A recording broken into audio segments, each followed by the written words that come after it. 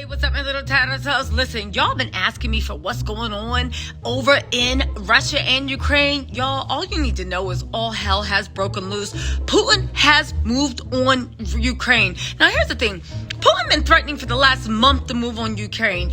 Everybody said, like it wasn't going to happen. Putin finally made the move. The U.S. was like, listen, if you make that move, we're sanctioning you $1 trillion. Russia was like, it's a small thing to a giant. They said, go ahead and get that cash because we taking Ukraine. They then said, well, guess what? You're not going to be able to Zelle and Swift pay people, right? Through the bank. Putin said that's okay because we've been trying to get cryptocurrency to take all your world banks down. Now, that happened. They moved. Everyone's just like, oh my God, what's going to go? Ukraine shut down the borders for any man between the age of 18 and 60. That's right. If you ain't get out in the last 2 weeks, you got to stay and fight. The only problem is the Ukraine government really didn't train anybody to actually fight. So they gave them 18,000 semi-automatic weapons, not that much training, a hope, a wish, and a prayer, and said, good luck. We'll be back. Now, when I say we'll be back, the leaders are still there, but they sent all the women that could out of the country. Now, side note, there is this incel thing about how come the women don't gotta stay and fight. To which I said, why incels always so stupid? They can't stay and fight because if they stay and fight, who's raising the children? And even if they can't stay and fight and there's no children, who's having the future Ukraine children if you put all the women out on the border, idiots? Anyway, it's not over. Guess what? Putin now has his eyes set on Sweden. Now listen, does this have anything to do with the fact that Sweden, the Ukraine, and Poland all said that they not playing Russia in the soccer match? You know how it is in the EU. Everything comes down to soccer. Well, apparently Russia said, oh, you want to talk smack? Stop smack. Get smacked. Guess what, Sweden? We're moving on you. Now, Sweden's getting nervous because in the Baltic Sea, they're like, we never see anything. Now we're seeing mystery drones, maybe Russian submarines, and they getting really, really froggy with it. US, UK, where you at, right? Well, guess what? The US now says, right? Maybe we'll consider something to join NATO. Russia looked at Sweden and said, guess what? If you join NATO for your protection, we're going to look at it like you're coming for us and we're coming for you. And just like they didn't do nothing when we debowed and Craig next Friday smacked the mess out of Ukraine, they're not going to do anything. We invade you. So talk ish and be ish if you want. They coming after Finland too. Russia said if Finland or Sweden join NATO, there will be serious repercussions.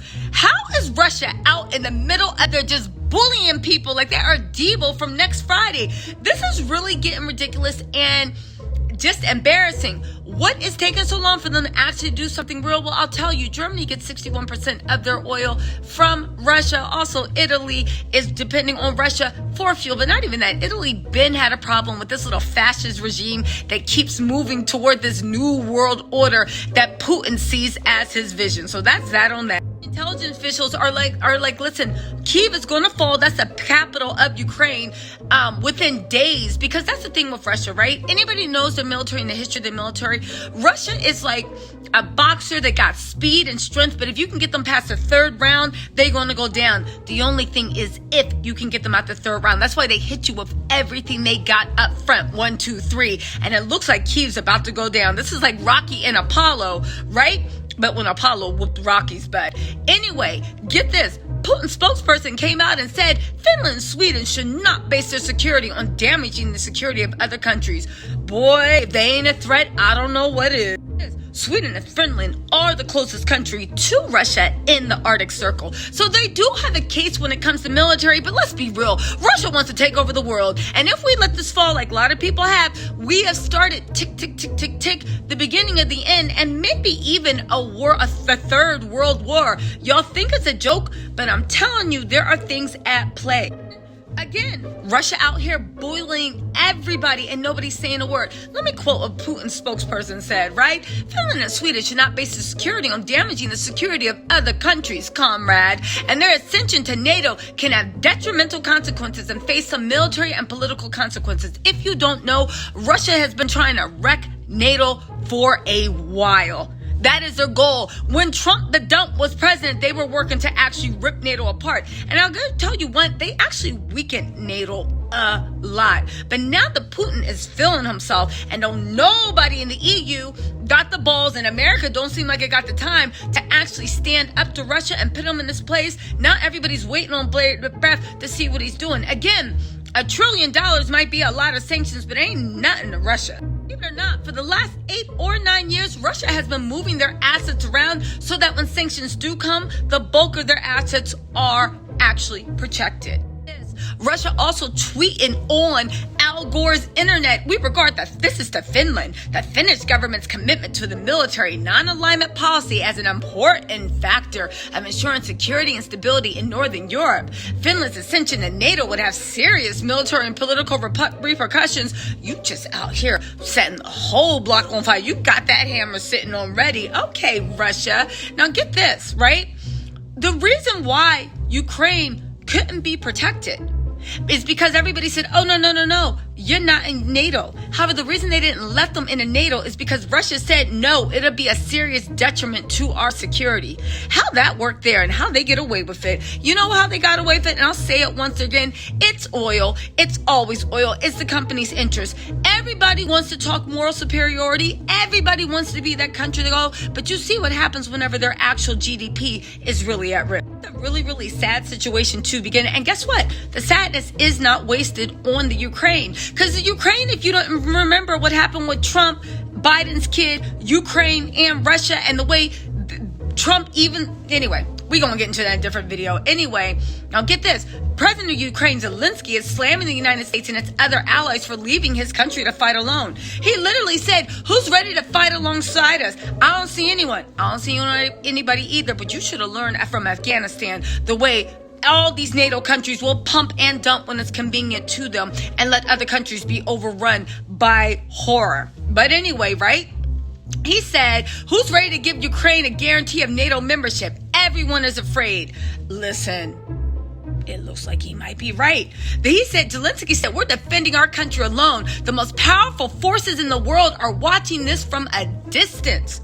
Woo!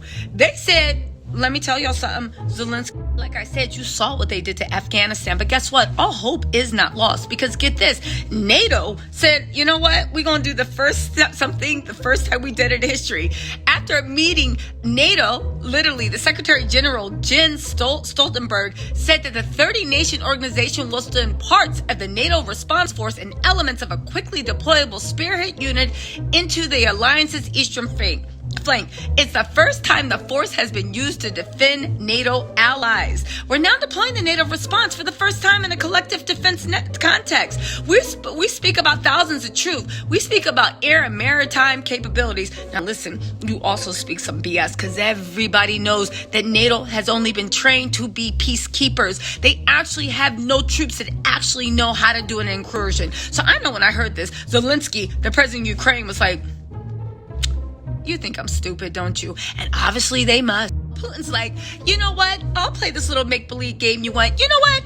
I'll meet you guys in NATO and Belarus and we can negotiate with Ukraine, but only under the harshest standards. I know Zelensky, the president of Ukraine, was like, y'all still letting this man try it? But apparently they are. And I'll tell you one thing about Putin. If he loves to do anything, Putin will troll the hell out of someone. And it looks like he's trolling NATO, Ukraine, and by proxy, all of us. But I'm telling you, nobody's going to get involved until their interests are outweighed by doing nothing. Wasn't done trolling. He said the reason they're doing this is because they're trying to denazification and demilitarize Ukraine. You mean standing up for their sovereign right is demilitarizing? Y'all, if I was Sweden and Finland, I would be so worried right now.